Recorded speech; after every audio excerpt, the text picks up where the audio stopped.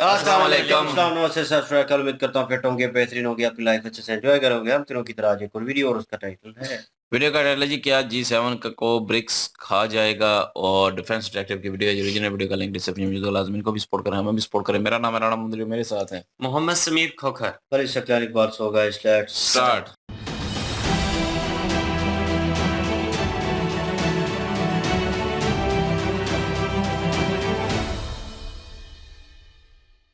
इस वीडियो में बताई गई सारी जानकारी पब्लिक प्लेटफॉर्म पर उपलब्ध है। इसमें ऐसी कोई जानकारी नहीं दी गई है जिससे हमारे सुरक्षा बलों की गोपनीयता भंग होती है। डिफेंस डिटेक्टिव सेना का सम्मान करता है और उन्हीं जानकारियों के आधार पर काम करता है जो सार्वजनिक रूप से मौजूद। रूस के कजान में ब्रिक्स के 16वें समिट की शानदार शुरुआत हो चुकी है। रूस की प्रेसिडेंटशिप में भारत, चीन, Brazil, south Africa, UAE, Egypt, Ethiopia और ईरान के अलावा कुछ गेस्ट कंट्रीज के लीडर्स भी इस समिट में शामिल हुए हैं। कजान में वो मौजूद हैं और यकीन मानिए, अमेरिका और उसके पिछलग्गू वेस्टर्न कंट्रीज ही नहीं, पूरी दुनिया की नजर इस वक्त कजान पर टिकी है। कजान दुनिया को यह बता रहा है कि अब ग्लोबल पावर और ग्लोबल इकोनॉमी का शिफ्ट अमेरिका और वेस्टर्न वर्ल्ड से हटकर एक नए सेंटर की तरफ बढ़ रहा है, और उस सेंटर का नाम है ब्रिक्स। नमस्कार दोस्तों, डिफेंस डिटेक्टिव के एक और नए एपिसोड में आप सभी का स्वागत है। मैं हूं आलोक। दोस्तों, आप वो मकबूल फिल्म का वो डायलॉग याद है? शक्ति का संतुलन बना रहना चाहिए। शक्ति का यही संतुलन बन रहा है रूस के कजान में। ब्रिक्स के रूप में एक नए डिप्लोमेटिक और इकोनॉमिकल एक्सिस का लगातार मजबूत होना दुनिया के कई देशों के वर्चस्व को ओपन चैलेंज दे रहा है, ओपन चुनौती दे रहा है। ये वो तस्वीर है जो दुनिया को एक नया मैसेज दे रही है। ये वो तस्वीर है जो बता रही है कि दुनिया में एक नई धुरी तैयार हो चुकी है। ये वो तस्वीर है जो ये साबित कर रही है कि भौगोलिक और ऐतिहासिक रूप से अलग अलग देश भी एकजुट हो सकते हैं। ये तस्वीर बता रही है कि दुनिया केवल डेवलप्ड कंट्रीज के कंट्रोल में नहीं चलेगी, बल्कि डेवलपिंग नेशंस को भी उनका हक देना पड़ेगा। तो जैसा कि आप जानते हैं, ब्रिक्स के 16वें समिट की शुरुआत हो चुकी है। कजान के एक्सपो सेंटर में हो रहे ब्रिक्स के इस समिट के लिए कई एजेंडे तय किए गए हैं। उन एजेंडों के बारे में आपको बताऊंगा, लेकिन रूस में चल रही समिट को लेकर वेस्टर्न वर्ल्ड में खलबली मची हुई है। क्यों? US, UK, Italy, Germany, France, Canada, यहां तक कि जापान की नजरें भी कजान पर गड़ी हुई हैं। असल में बात यह है कि ब्रिक्स इन वेस्टर्न वर्ल्ड की सुपरमेसी को चैलेंज कर रहा है। 1975 से एडवांस इकोनॉमी के नाम पर चल रहे एकाधिकार को डायरेक्ट चुनौती दे रहा है। साल 2006 में ब्राजील, रूस, भारत और चीन ने मिलकर ब्रिक बनाया था। साउथ अफ्रीका के इसमें जुड़ने के बाद ये ब्रिक्स बन गया। असल में इस संगठन का नाम इसके फाउंडर कंट्रीज के नाम के पहले लेटर को जोड़कर बनाया गया है। ये वो देश हैं जो दुनिया की इमर्जिंग इकोनॉमी है, अपने देश की तमाम परेशानियों और मुश्किलों को पीछे छोड़कर तेजी से आगे बढ़ने वाली अर्थव्यवस्थाएं हैं। ये वो देश हैं जिनके ग्रोथ को दुनिया के उन देशों ने हमेशा निचले दर्जे का माना जो पहले से डेवलप हो चुके थे।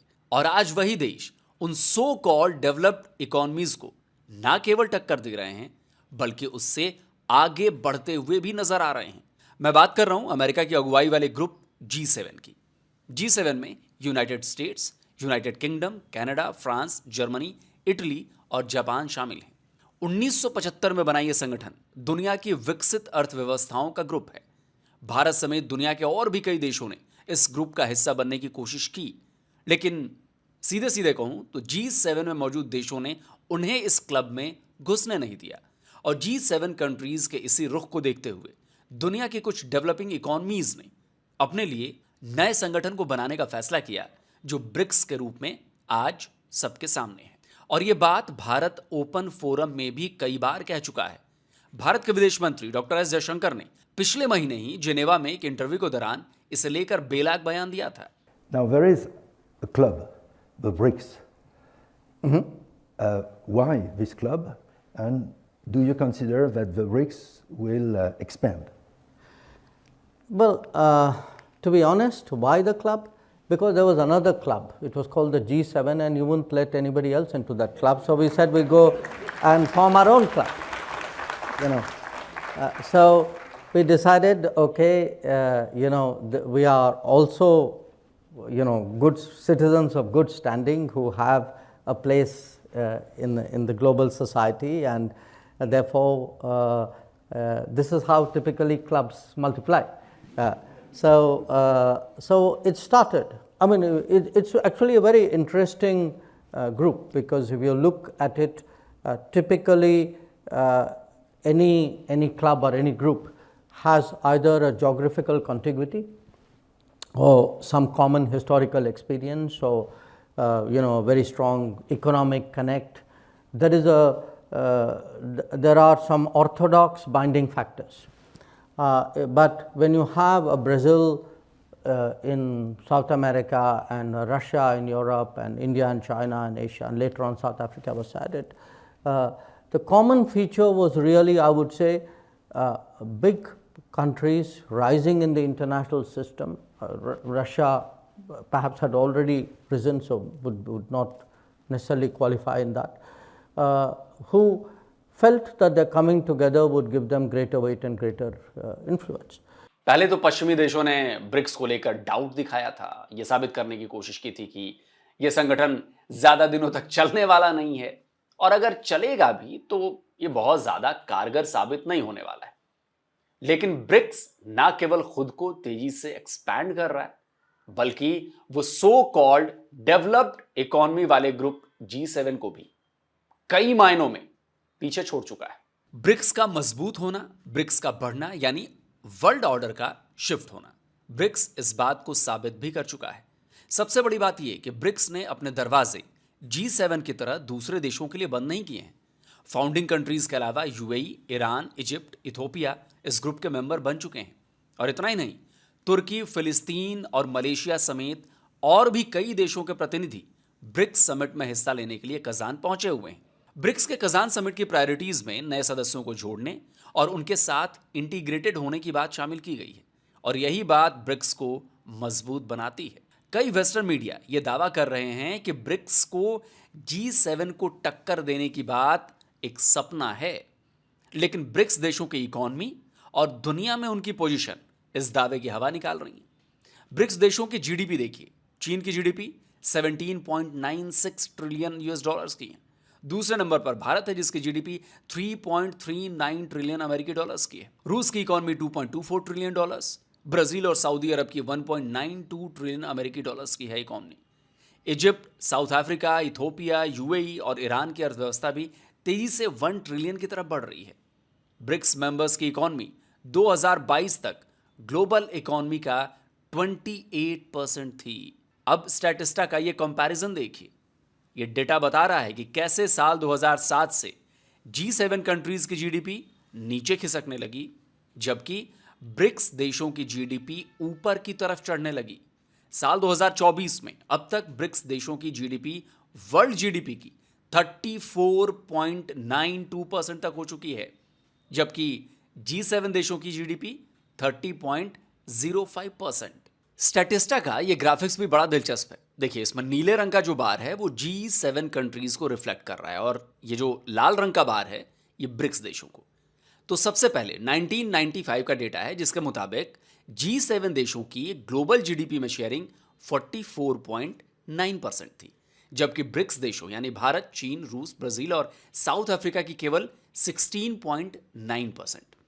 2010 में इसमें देखिए जबरदस्त बदलाव दिखाई दिया। देखिए, G7 कंट्रीज का ग्लोबल जीडीपी में शेयर घटकर 34.3% हो गया, जबकि ब्रिक्स कंट्रीज का बढ़कर 26.6% पर पहुंच गया। और फिर आया साल 2023 यानी कि पिछला साल, जब ब्रिक्स देशों ने ग्लोबल जीडीपी की हिस्सेदारी के मामले में G7 देशों को पटखनी दे दी। 2023 में ब्रिक्स देशों की इसमें हिस्सेदारी 32.1% हो गई, जबकि G7 देश और लुढ़क कर 29.9% पर पहुंच गए। यानी ब्रिक्स में जो देश शामिल हैं, उन देशों की इकोनॉमी आज उन सो कॉल्ड डेवलप्ड इकोनॉमी से अच्छा प्रदर्शन कर रही और तेजी से आगे भी बढ़ रही। और ये केवल एक सेक्टर में नहीं है, दुनिया की कुल आबादी की 45% पॉपुलेशन ब्रिक्स देशों में रहती है। तो ये सिर्फ पॉपुलेशन नहीं है, रिसोर्स है, ये मैन पावर है, ये मार्केट है जो किसी भी इंडस्ट्री के लिए सबसे ज्यादा जरूरी चीज है। दूसरे रिसोर्सेज के मामले में भी ब्रिक्स G7 से आगे निकल रहा है। तेल और गैस की बात करें तो दुनिया के टोटल क्रूड ऑयल प्रोडक्शन का 44% ब्रिक्स कंट्रीज में हो रहा है। S&P ग्लोबल ने इसी साल फरवरी में ब्रिक्स और क्रूड ऑयल प्रोडक्शन को लेकर एक डिटेल्ड रिपोर्ट पब्लिश की थी। इसमें बताया गया कि दुनिया के टोटल क्रूड ऑयल प्रोडक्शन का 17% केवल सऊदी अरब, UAE और ईरान करते हैं। रूस भी क्रूड ऑयल का बड़ा प्रोड्यूसर है। तो आप समझिए कि ब्रिक्स में रूस, UAE और ईरान तो हैं ही, सऊदी अरब भी ब्रिक्स में शामिल होने जा रहा है। इतना ही नहीं, क्रूड ऑयल के 42% प्रोडक्शन के साथ साथ ब्रिक्स कंट्रीज ऑयल कंजम्पशन में भी 35% की हिस्सेदारी रखती हैं। इसलिए ब्रिक्स के एक्सपेंशन को ऑयल प्रोड्यूसर और कंज्यूमर का सुपर ग्रुप भी बताया जा रहा है। ब्रिक्स समिट के एजेंडे में एक बहुत बड़ा मुद्दा है अंतरराष्ट्रीय व्यापार और पेमेंट सिस्टम का। कजान में चल रहे ब्रिक्स समिट में इंटरनेशनल मॉनिटरी और फाइनेंशियल सिस्टम में ब्रिक्स देशों की भूमिका को और ज्यादा मजबूत करने पर भी बातचीत की जा रही है। और ये ना केवल G7 बल्कि IMF और वर्ल्ड बैंक जैसे अमेरिका ऑपरेटेड ऑर्गेनाइजेशंस के पैरेलल एक सिस्टम तैयार करने की कोशिश की जा रही है। ब्रिक्स ने इसकी शुरुआत साल 2015 में ही कर दी थी, जब इन देशों ने मिलकर न्यू डेवलपमेंट बैंक को बनाने का फैसला किया था। इस बैंक के गठन का मकसद ब्रिक्स देशों के साथ साथ सभी विकासशील देशों को अपने बुनियादी ढांचे और दूसरी परियोजनाओं के लिए आर्थिक मदद करना था। वर्ल्ड ट्रेड में डॉलर की मान्यता अमेरिका को सुप्रीम बनाती है, लेकिन ब्रिक्स देशों ने इस पर भी काम शुरू कर दिया है। भारत और रूस रुपए और रूबल में कारोबार शुरू कर चुके हैं। इसी तरह रूस और ईरान के बीच भी लोकल करेंसी में ट्रेड की डील हो चुकी है। इतना ही नहीं, ब्रिक्स की अपनी करेंसी की बात भी जोरों पर है। इस ट्वीट को देखिए, यह रूस के विदेश मंत्रालय का ट्वीट है। इसमें लिखा गया है कि हम अपने मित्र देशों और ग्लोबल साउथ के देशों के साथ मिलकर निर्बाध पेमेंट और उससे जुड़ा इंफ्रास्ट्रक्चर तैयार करने की कोशिश में हैं। इसमें पेपर करेंसी के अलावा डिजिटल करेंसी और डिजिटल पेमेंट सिस्टम को लेकर भी चर्चा की जा रही है। भारत ने भी ब्रिक्स देशों को UAE की तरह UPI अपनाने की सलाह दी है। देखिए, डिजिटल करेंसी जो है वो आज के वक्त के हिसाब से भी सही होगी और इसके लिए पेपर करेंसी जैसे बड़े इंफ्रास्ट्रक्चर की जरूरत नहीं होगी। लेन देन भी आसान होगा। तो ब्रिक्स देशों के बीच ट्रेडिंग तो आसान हो जाएगी, कारोबार आसान हो जाएगा, लेकिन इससे इसका सबसे बड़ा इफेक्ट किस पर पड़ेगा, इसका सबसे बड़ा झटका किसे लगेगा? तो जी, अमेरिका को और उसके प्यारे डॉलर को। नैस्डैक की रिपोर्ट के मुताबिक करेंसी ट्रेडिंग में लगभग 90% हिस्सेदारी डॉलर की है। हाल के सालों तक तेल की खरीद बिक्री 100% डॉलर में की जाती थी। अभी इसमें कमी आई है, लेकिन वो भी केवल 5% तक की। अगर ब्रिक्स की अपनी करेंसी आती है तो इससे ब्रिक्स देशों के बीच कारोबार में आसानी होगी, लेकिन इससे अमेरिका को भारी नुकसान उठाना पड़ेगा। डॉलर डोमिनेंस बहुत कम हो जाएगी। डॉलर के हटने की वजह से इन देशों के कारोबार से लेकर पॉलिसीज तक में अमेरिका की दखल जो है वो कम हो जाएगी। और सबसे बड़ा झटका तो ये होगा कि डॉलर के दम पर अमेरिका जो अपने हिसाब से दूसरे देशों पर पाबंदियां लगाया करता है वो खत्म हो जाएगी। ब्रिक्स के कजान समिट में एक मुद्दा एक तरफा पाबंदियों का भी है और साफ है कि ये रूस पर अमेरिका और दूसरे वेस्टर्न कंट्रीज के लगाए गए बैन को लेकर है। अब यह भी कहा जा रहा है कि क्या ब्रिक्स की करेंसी वाकई आ सकती है? तो भाई क्यों नहीं आ सकती? जब यूरोपियन यूनियन की करेंसी यूरो आ सकती है तो ब्रिक्स की क्यों नहीं? और यहां एक और जरूरी बात मैं आपको बता दूं। वो बात यह है दोस्तों कि वर्ल्ड बैंक के गोल्ड डिपॉजिट में ब्रिक्स देशों का हिस्सा करीब 20% है। तो अगर गोल्ड बैक्ड करेंसी लाने पर भी सहमति बन जाए तो कोई चौंकाने वाली बात नहीं होगी। तो बस अब इंतजार है कि कजान से क्या निकलकर सामने आता है। यह तो तय है कि ब्रिक्स में और भी देश शामिल होंगे, जिससे इस ग्रुप का ग्लोबल इंपॉर्टेंस और ज्यादा बढ़ जाएगा और यह ब्रिक्स देशों के साथ साथ दूसरी डेवलपिंग इकोनॉमीज के लिए एक नया सपोर्ट सिस्टम तैयार करेगा जो वेस्टर्न कंट्रीज के दबदबे को कम करने में कारगर साबित होगा।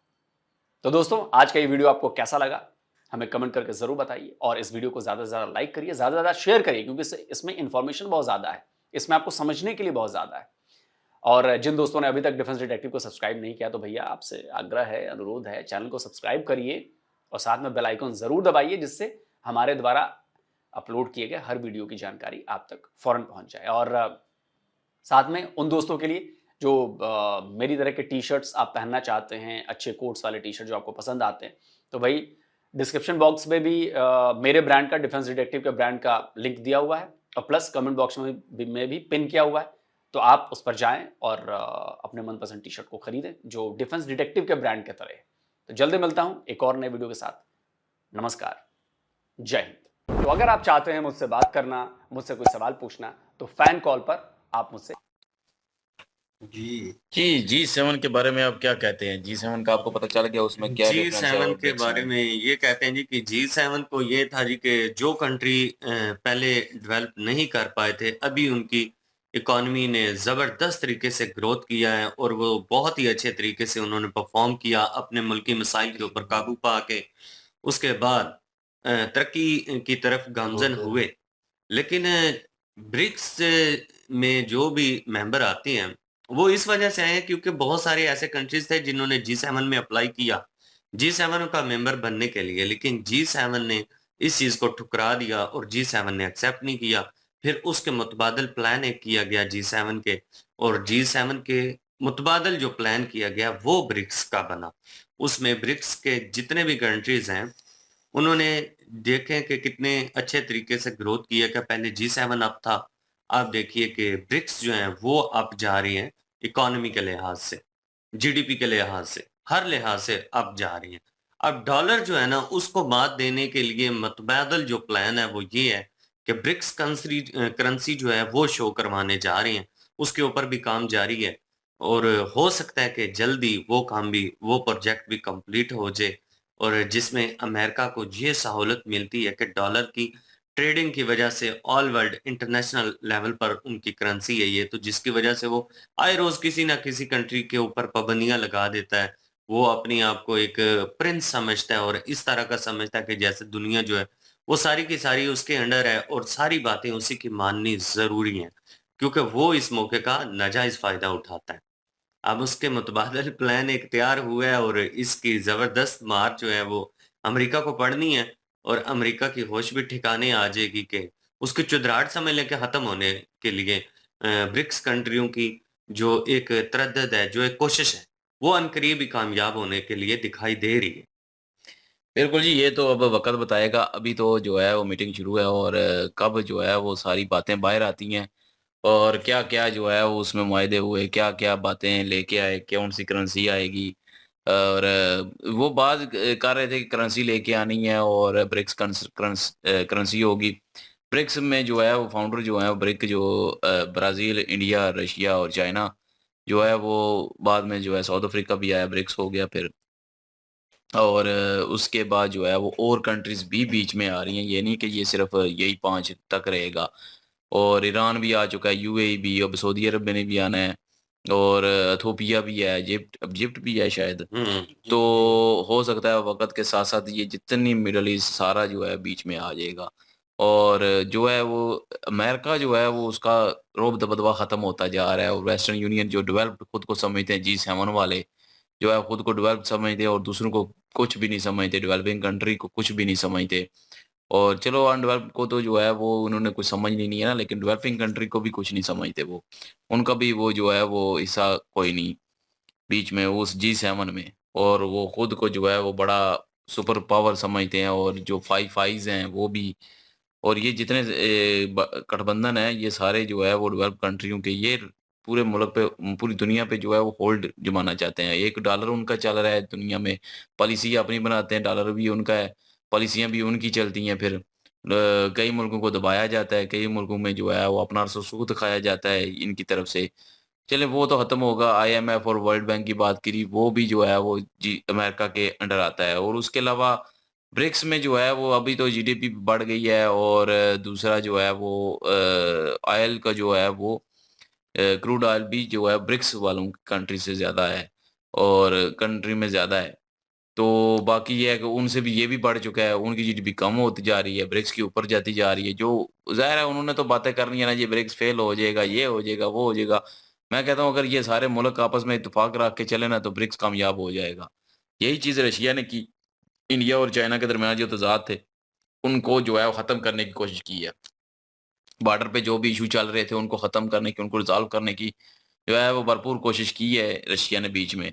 वो बहुत पहले मैंने कहा था कि रशिया जो है वो नहीं लड़ने देगा चाइना और इंडिया को, वो ज़रूर बीच में रोल अदा करेगा और वो सारे जो है मामलात तय करेगा। वही बात हुई कि रशिया ने जो है वो चाइना और इंडिया के तल्लुकात बेहतर करने की भरपूर कोशिश कर रहा है और बेहतर हो भी रहे हैं अब। तो ये इत्तेफ़ाक अगर रहेगा तो फिर जो है ब्रिक्स कामयाब हो जाएगा, अगर इत्तेफ़ाक ना रहा तो ब्रिक्स कभी भी कामयाब नहीं होगा। तो बात तो ज़ाहिर है इत्तेफ़ाक की है, अगर चाइना, इंडिया यही 2 मेन कंट्रीज़ हैं, जिनकी आबादी भी ज़्यादा है और है भी हमसाये मुल्क, बाकी रशिया, सऊदी अरब, यूएई ये भी बहुत इम्पोर्टेंट है ऑयल के हिसाब से, तो ईरान, तो ये सारे ऑयल के हिसाब से इम्पोर्टेंट है, तो इत्तेफ़ाक अगर रहा ना इन सब कंट्रीज़ में तो ब्रिक्स कामयाब हो जाएगा और ब्रिक्स में बहुत सारी कंट्रीज़ आएँगी और डॉलर की मौत भी होगी, ब्रिक्स की एक करेंसी निकलेगी, डिजिटल करेंसी भी हो सकती है।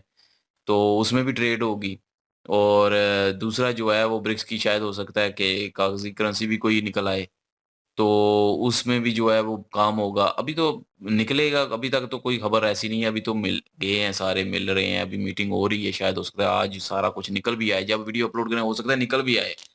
थोड़ा सब्र कीजिएगा क्योंकि जब तक हम बना रहे हैं उस वक़्त तक इन्फॉर्मेशन कोई नहीं है। तो वीडियो क्योंकि अपलोड हो सकता है 1 दिन बाद हो। तो इसलिए जो है वो कल तक सारी निकली भी होंगी कि क्या-क्या निकला है, ब्रिक्स ने क्या-क्या पास किया, क्या-क्या जो है वो किया है अपना जी7 अब जो है उधर जो है वो इंडिया को भी दावत देंगे, लेकिन इंडिया को रिजेक्ट करनी चाहिए जी7 में जाने से क्योंकि कनाडा भी है, कनाडा से अपना बदला लें, अमेरिका से लें और सब ये डेवलप कंट्रियों से बायकॉट करें एक किस्म का। बाकी अपने ब्रिक्स को ऊपर लेके जा रहे हैं ये मुल्क और अपने ब्रिक्स को जो है वो ऊपर लेके जाएँगे तो जो है वो अमेरिका की चुदराहट खत्म होगी। हुँ। जब अमेरिका की चुदराहट खत्म होगी तो फिर जो है वो ब्रिक्स और ये 4 कंट्री जो फाउंडर हैं, उनका नाम होगा फिर। और उनमें ज़ाहिर है रशिया है, चाइना है, ब्राज़ील है और इंडिया है। और उसके बाद बाकी कंट्रीज़ भी उनके साथ शामिल होकर डीडॉलराइज़ेशन करेंगी और अमेरिका का जो चुदराहटपन है वो ख़त्म होगा। और पाकिस्तान भी यही चाहता है कि चुदराहटपन उसका ख़त्म हो क्योंकि डॉलर धार बहुत लिए हुए हैं, तो वो ज़ाहिर है उतारने हमारे लिए मुश्किल है। डॉलर की मौत होगी तो फिर डॉलर में ज़ाहिर है पे करने हैं, तो फिर आसानी हो जाएगी, थोड़ा कम हो जाएगा नहीं। लेकिन पता नहीं पे करते हैं फिर कि नहीं करते, चलें वो तो बाद की बात है। नहीं। लेकिन ये है कि ओवरऑल जो है वीडियो काफ़ी इन्फॉर्मेशनल वीडियो थी और इन्फॉर्मेशन भी मिली है और बाकी जी7 को खा जाएगा ब्रिक्स, अगर ऐसे इत्तेफाक के साथ चलता रहा तो। बिल्कुल, ये भाइयों का रिव्यू था इसके ऊपर और मेरा भी तकरीबन वैसे ही है। लेकिन एस जयशंकर साहब की बात करूँगा, बीच में उन्होंने वो इंटरव्यू में जो बात कर रहे थे, वो बड़ी इम्पोर्टेंट थी कि ओह! जैसे वो तो मैं भूल गया था। मतलब कि रोका जाता है आपको और आपको किसी बड़ी महफ़िल में जो है इनवाइट नहीं किया जाता। तो वो जी7 की बात हो रही थी और मतलब ये ब्रिक्स क्यों क्रिएट किए जा रहे हैं। मतलब वो अपना होल्ड चाहते थे कि हमने एक महफ़िल लगाई हुई है और इसी महफ़िल में हम जिसको चाहेंगे, उसको शामिल करेंगे और जिसको चाहेंगे नहीं करेंगे। तो उन्होंने वो वाला चौधराहट वाला हिसाब जो है ना उधर चलाया हुआ था।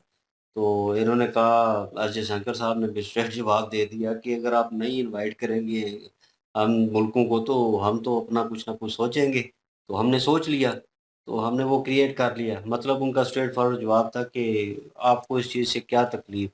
आपने अपनी क्रिएट की, हमने अपनी जरगा जो है वो क्रिएट कर ली और अपने हिसाब से फिर फैसले लेंगे। तो मेरे ख़्याल में ठीक है, अगर इससे एक चीज़ भी होगी कि इत्तेफ़ाक जो है इन मुल्कों के दरमियान, जो बॉन्डिंग बनेगी, जो ट्रेड होगी, वो मेरे ख़्याल में बेहतर होंगे ताल्लुकात। तो हो सकता है कि खित्ते में वो अमन की सूरत-हाल रहे, वो बिगाड़ पैदा ना हो। जो आने वाले वक़्त में अक्सर कंट्रीज़ के दरमियान नज़र आ रहा है, जो दूसरी कंट्री को सपोर्ट करके अपने आप को उसमें झोंक लेंगे। तो हमें तो अपनी कंट्री नज़र आती है, लेकिन कहीं न कहीं वो उसमें है तो नहीं है, लेकिन ये है कि इस खित्ते में तो मौजूद है उस जगह पे और चाइना लेके जाएगा इसको और तो। क्रूशियल सिचुएशन हो सकती है पाकिस्तान के लिए भी। तो बाकी ये फ़ैसले तो होते रहेंगे और ये चीज़ें भी चलती रहेंगी, मुआहदात जो भी हो रहे हैं, वो वक़्त के हिसाब से सामने आएँगे। किन पे एलिगेशंस लगती है, किन के ऊपर क्या इल्ज़ामात लगते हैं इसके बाद ये मीटिंग होने के बाद लेट्स सी वो भी देखने लायक होंगे, अमेरिका किसको दबाता है, किसका साथ देता है। क्योंकि अमेरिका भी आप देखें तो इन अ सीरियस वर्ल्ड वो फँसा हुआ है, बहुत सारी चीज़ों को लेकर, बहुत सारे मुल्कों के साथ ताल्लुकात उसके बिल्कुल ख़राब हैं। तो जब उसने ख़राब किए हैं, वो दुश्मन बनाए हुए हैं, तो वो नहीं चाहता कि उन दुश्मनों के नज़दीक जो है जिनको वो दोस्त कहता है अमेरिका, वो ना जाए। तो अब एक और बात याद आ गई, बहरहाल यहाँ पे ज़िक्र नहीं करना चाहिए। तो लेकिन ये है कि वो हिसाब है, तो वो चाहता है कि यार जो मेरे दोस्त हैं वो दोस्त ही रहें और दुश्मन को मैं अपने तरीके से हैंडल करूँ। लेकिन लेट्स सी, देखते हैं जी क्या सिचुएशन होती है। दुनिया के मामलात बिगड़े पड़े हैं, लेकिन पाकिस्तान का नाम कहीं पे भी नहीं है। तो इस चीज़ को भी लेकर मैं बीच में सोच रहा ये था, जब बहुत आंकड़ा डेवलपिंग कंट्री डेवलप की हो रही थी ना। तो जब पाकिस्तान का नाम होना चाहिए, जब वो आंकड़े दिखा रहे थे कि 2014 से लेकर और बीच में गैप पड़ा और जी7 और ब्रिक्स का वो कंपैरिजन दिखा रहे थे। वो जो है बीच में वो लाइनें जहाँ पे मिल रही थी और एक ही सिमत में चल रहे, तो 2013 से लेकर 16 था, 16-18 था, 16 इतनी कोई, 16-17 और था। वो गैप था, मतलब उस गैप दरमियान बिल्कुल एक जैसे तकरीबन चल रहे थे और उसके बाद जो है उसने हाइप पकड़ी। बहरहाल जी, वीडियो जो है इन्फॉर्मेशन वाली थी, नो डाउट। और आप क्या ओपिनियन रखते हैं, कमेंट सेक्शन ओपन है आपके लिए। इनकी ओरिजिनल वीडियो की लिंक भी और हमारे दूसरे चैनल की लिंक भी डिस्क्रिप्शन में मौजूद होगी, विजिट करें, प्लीज़ सपोर्ट करें। इंशाल्लाह मिलते हैं नेक्स्ट वीडियो में। अपना ख्याल रखिएगा, दुआ में याद रखिएगा। तब तक के लिए अल्लाह अल्लाह हाफिज़, हाफिज़, पीस। पीस।